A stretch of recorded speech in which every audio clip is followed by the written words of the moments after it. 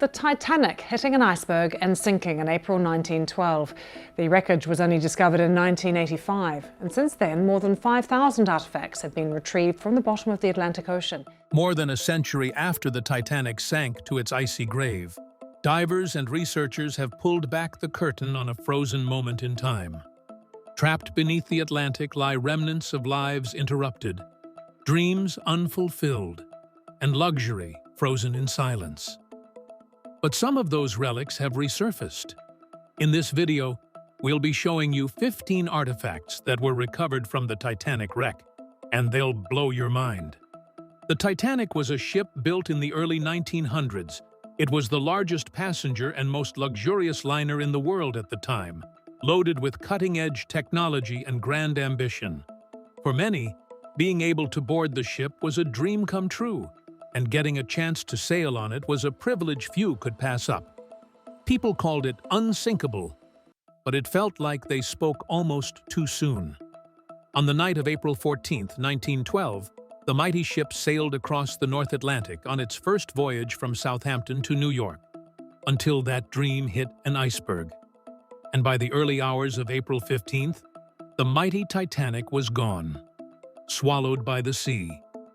Out of the 2,240 people on the ship, over 1,500 people didn't make it out alive. They were either people of high caliber or immigrants chasing a better life. For decades, the sunken ship had remained untouched, lying quietly on the ocean floor until 1985, when an oceanographer, Robert Ballard, finally discovered the wreck, sitting over 2 miles deep. Since then, the story of the Titanic has been told and retold, not just through books and movies, but also through the things that were left behind. These things were items that were once held in hand or worn by people who were on that ship. Today, we take a look at some of the most astonishing artifacts ever recovered from the wreck of the Titanic. 15. Wallace Hartley's violin. This violin was a relic gotten from the sunken ship that interested a lot of people. It belonged to Wallace, who was the bandmaster on board that led the 8-piece orchestra that famously played as the ship was going down. While chaos broke out and passengers scrambled for lifeboats, Wallace and his bandmates stayed in position, trying to bring calm to the panic around them. According to several survivors, they played music till the very end. No one knows the last song they played for certain, though many believe it was "Nearer, My God, to Thee." Either way, the image of that band playing on while the ship slipped into the sea has become one of the most powerful and lasting scenes from the entire tragedy. Years later, in 2006, Wallace's violin was found in an attic in England. It was inside a leather case, remarkably preserved for something that had been through so much. On the back of the violin, there was an inscription from his fiancée, Maria Robinson. She had given it to him as a gift, a small but meaningful reminder of home. That engraving helped confirm the violin's authenticity after years of testing and debate. Afterwards, the violin was exhibited in the same shipyard where the Titanic was built. In 2013, the violin was auctioned off in England for £900,000, which is a staggering $1.7 million. Coming in at number 14 is something you wouldn't expect to survive the bottom of the Atlantic. 14. Perfume vials. In 2000, Dick Barton, a salvage expert working for the company that owns the Titanic wreckage, was on a mission before stumbling across a small leather pouch. He immediately took the pouch to a lab to run some tests on it. These tiny glass perfume vials did not only survive the pressure of being underwater for decades, they still smell the way they did over a century ago. He described the scents as floral with hints of lavender.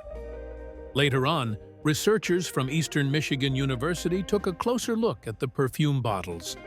And that's where they found 3 separate satchels of 65 vials of perfume oils marked with the name Saalfeld. These delicate vials once belonged to Adolf Saalfeld, a first-class passenger and a successful perfume merchant from Manchester, England. He was traveling aboard the Titanic with a leather satchel containing hundreds of scent samples likely hoping to expand his business and open up a new outlet of floral fragrances in America. When the ship hit an iceberg, he was in the smoking room and went back to his cabin. While in a haste to leave the ship, he left his perfume samples. Luckily for him, Saalfeld made it off the ship alive, but his luggage didn't. It sank with the Titanic, settling into the deep sea mud for over 70 years.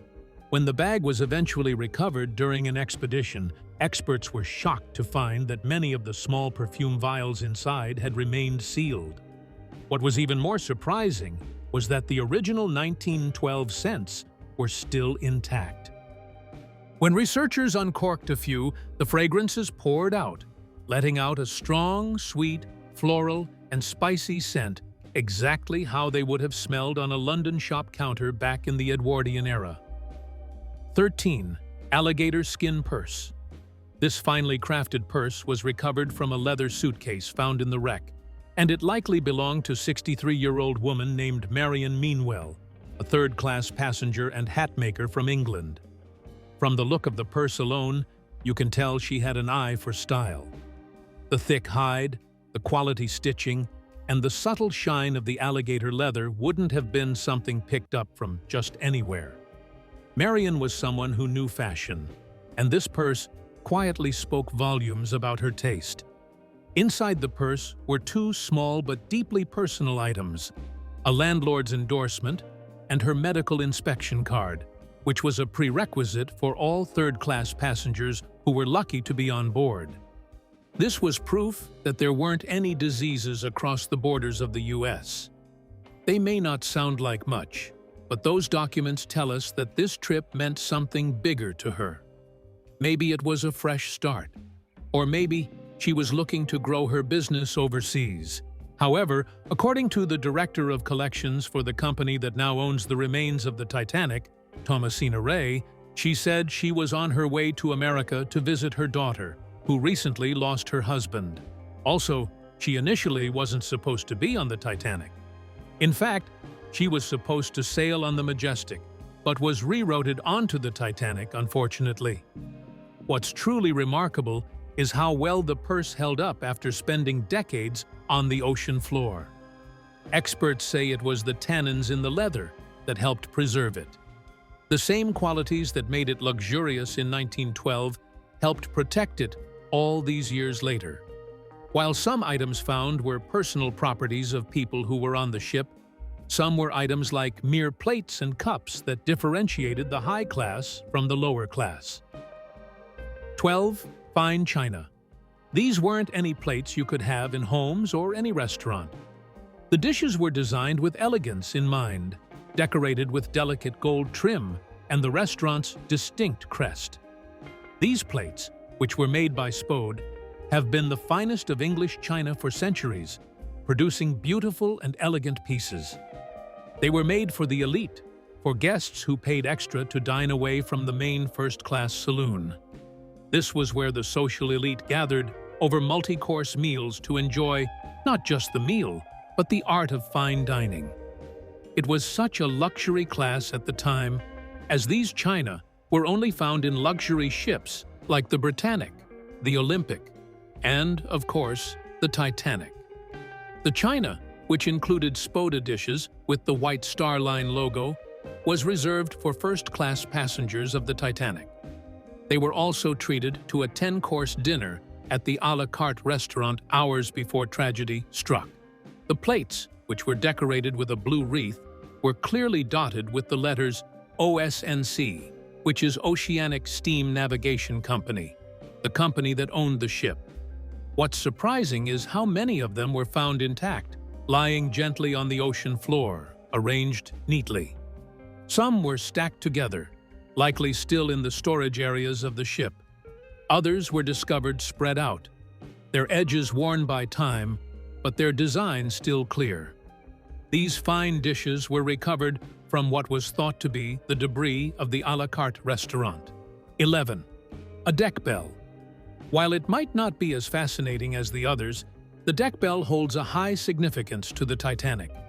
It wasn't a decoration piece that hung on the ship. It actually had a real and important task of alerting the sailors and passengers to potential danger. But this time, the bell couldn't save them from the disaster that befell them that night. On the night of April 14, 1912, that bell was in the hands of Frederick Fleet, one of the men stationed at the front of the ship.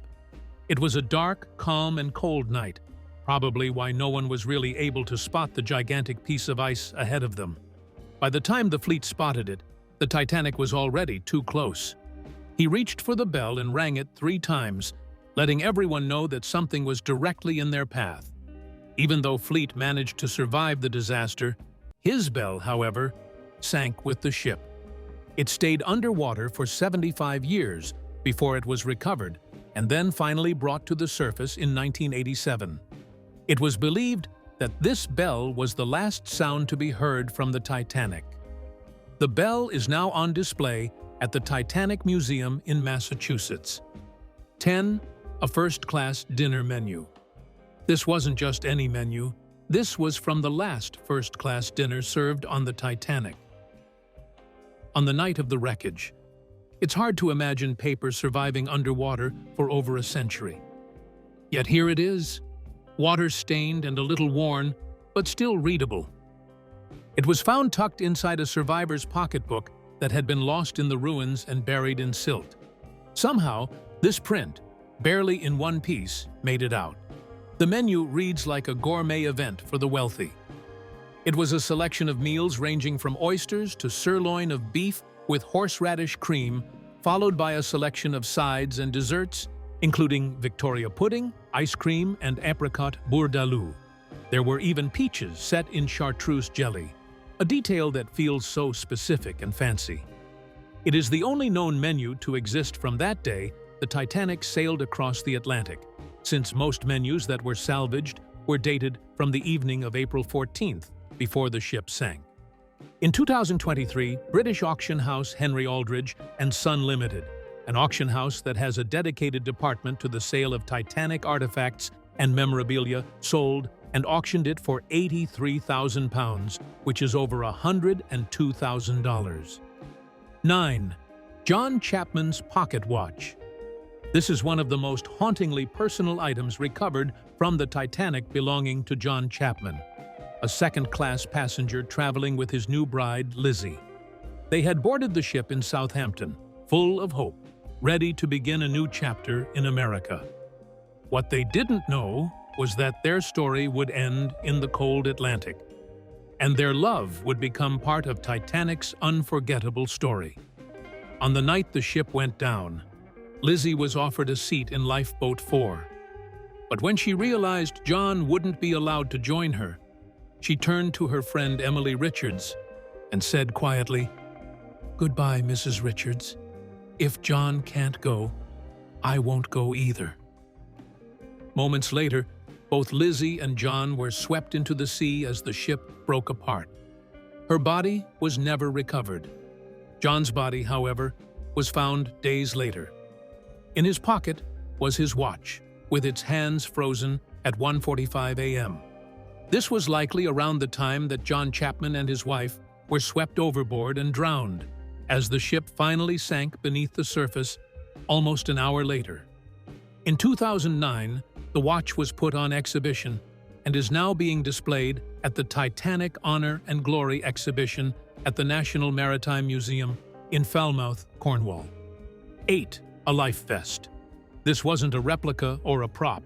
It was the actual life vest worn by 18-year-old Madeline Astor, the young wife of one of the richest men on board, John Jacob Astor IV, who were on their way home.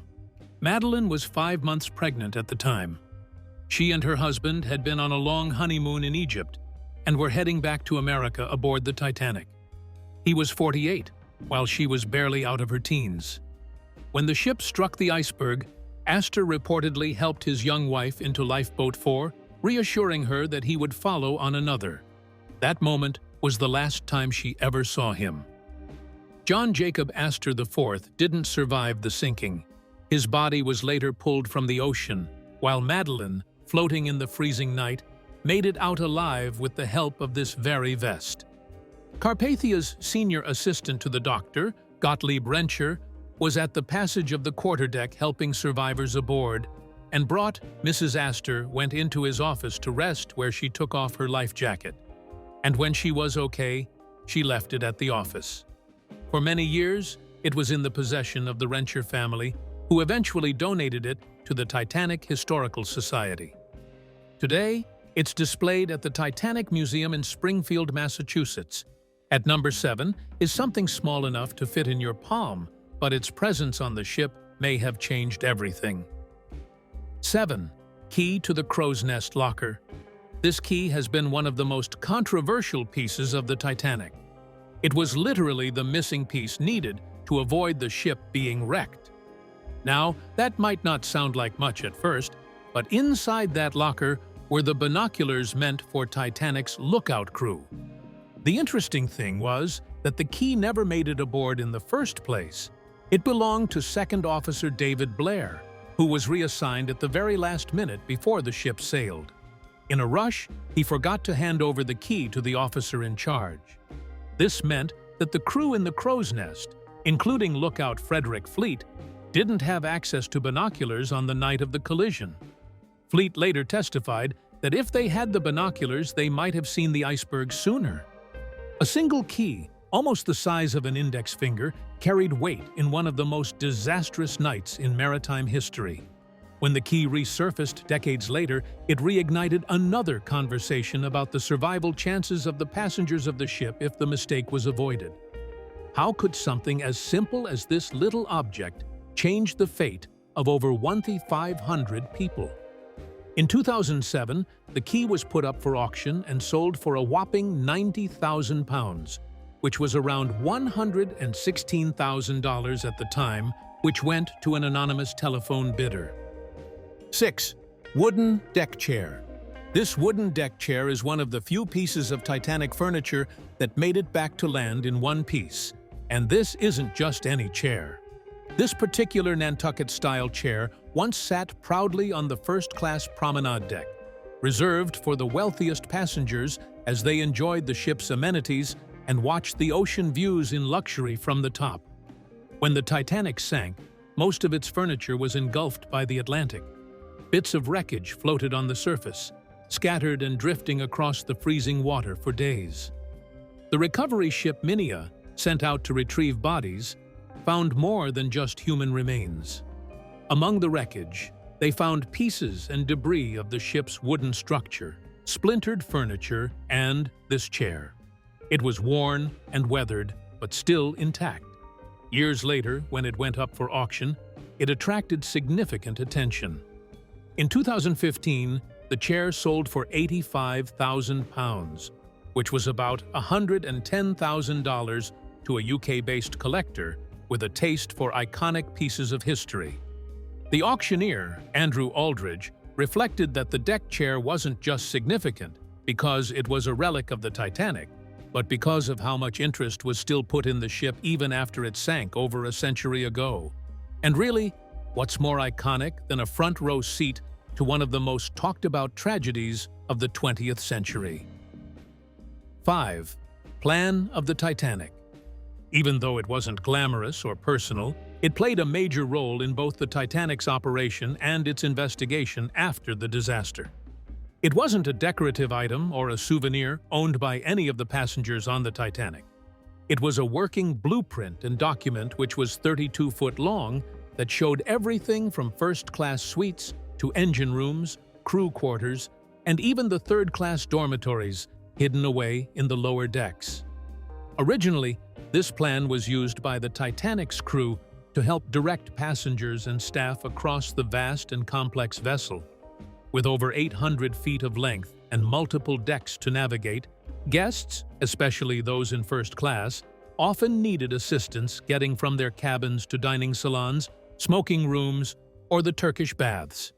The crew relied on this plan to make the ship feel less like a maze and more like an actual floating hotel. One example of this plan was found inside a purser's locker, surviving the years after the sinking. It was a map of the class system itself that literally depicted the ship's class divisions. And after the Titanic went down, this blueprint became more than a guide for investigators to look into.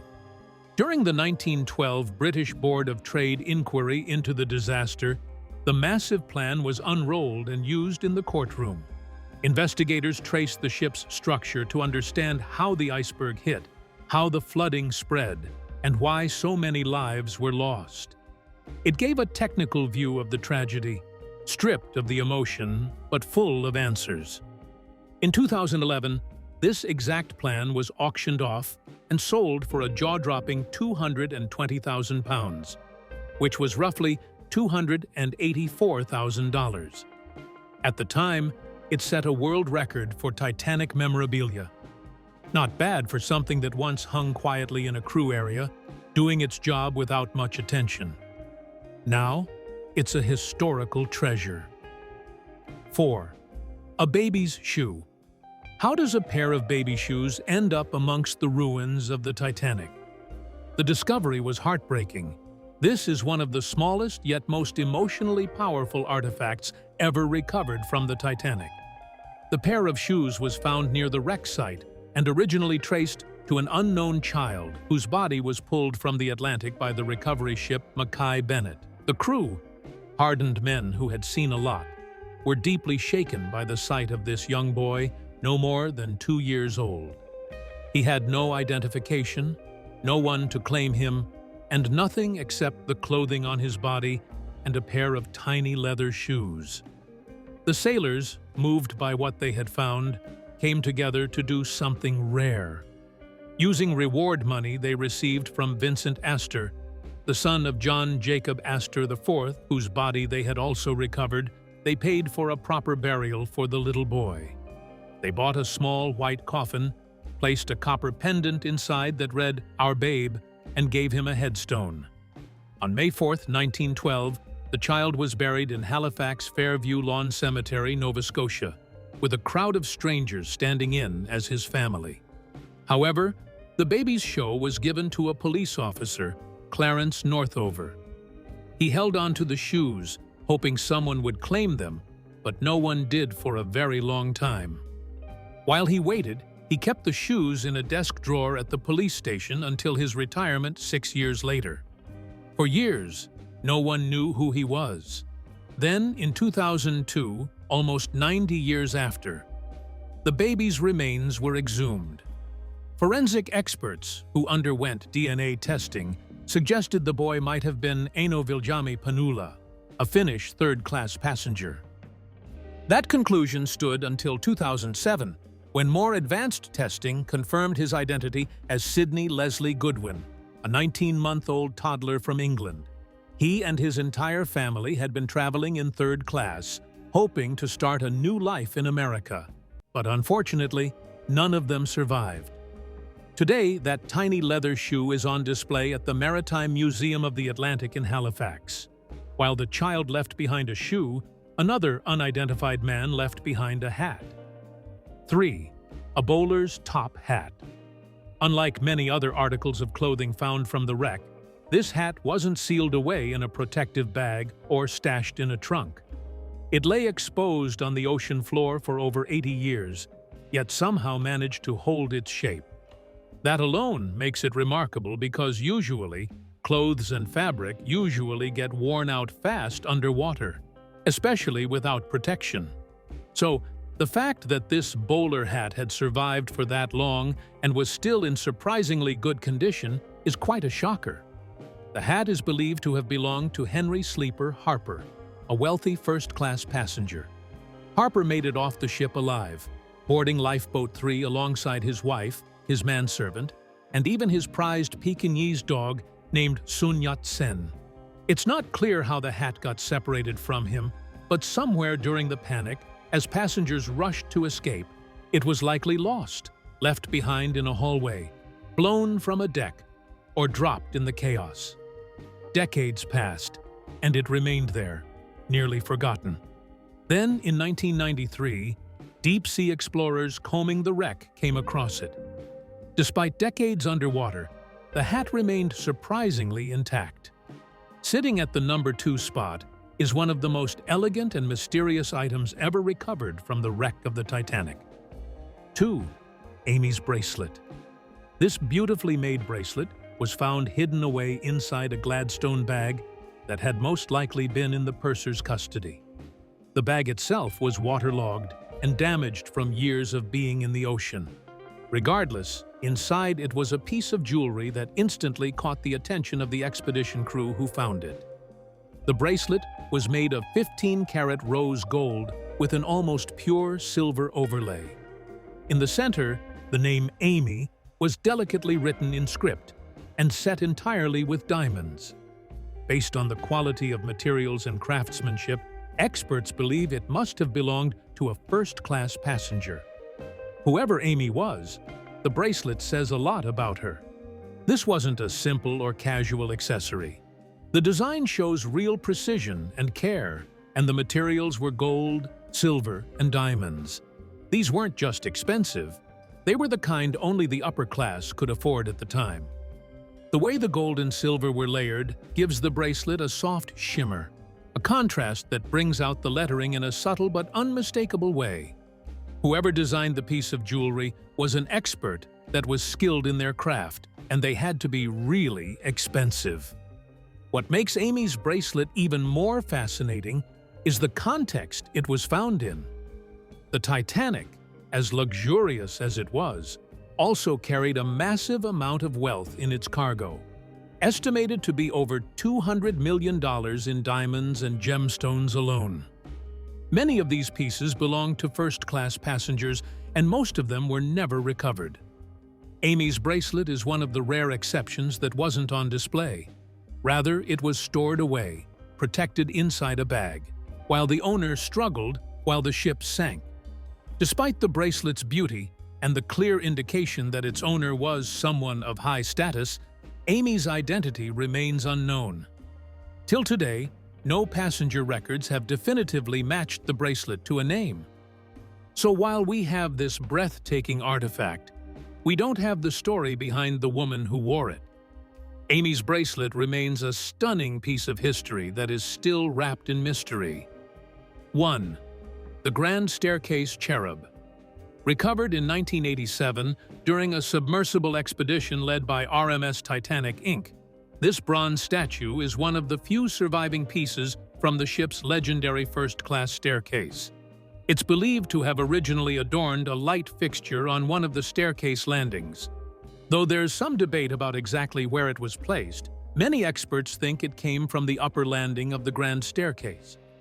It's smaller than the cherubs that stood on the main levels, suggesting it likely perched higher up, where the design was a little more understated, yet no less refined. The cherub itself is missing its torch and its left foot, likely lost when it was torn from its mount during the ship's violent sinking. Still, even in its damaged state, it carries the elegance and attention to detail that made the Titanic's interiors so unforgettable. The cherub, which was made out of bronze and once polished to a golden sheen, was not just a decorative piece on the ship. It symbolized the luxury, grace, and the wealth of first-class life aboard the ship. Apart from the Grand Staircase being a showpiece, it was also a central gathering point for the ship's most elite passengers. Stretching several decks, it was designed with carved wood paneling, wrought iron railings, and ornate glass domes.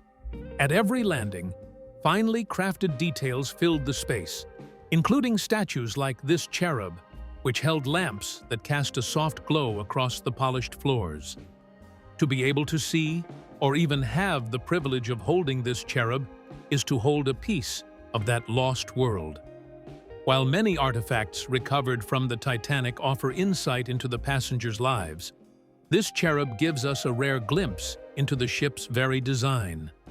And even now, over a century later, this small bronze figure remains one of the most powerful connections we have to that grand staircase and the not-so-mighty ship and the lives that were once on it.